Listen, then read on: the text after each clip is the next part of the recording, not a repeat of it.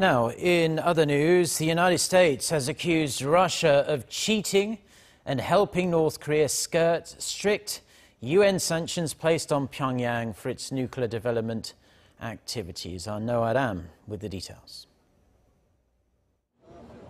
The US and Russia have often clashed at the UN Security Council over a number of issues, and Monday's emergency meeting was no different. The US envoy Nikki Haley lashed out at Moscow for what she called systematic violations of sanctions against North Korea. Despite its repeated support for UN sanctions, Russia is actively working to undermine the enforcement of the Security Council's sanctions on North Korea. Its violations are not one-offs. They are systematic. Russia has not simply looked the other way as its nationals and entities engage in activities explicitly prohibited by UN sanctions.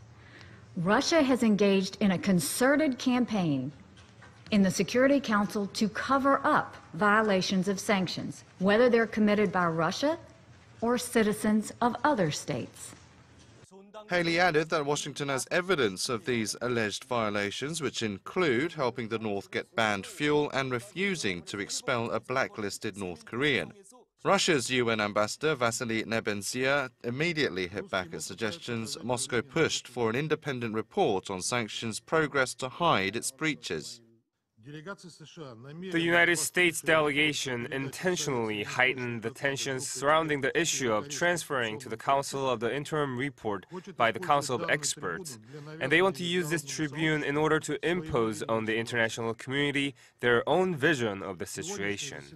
What is being said is that the Russians are trying to exert pressure on the panel of experts.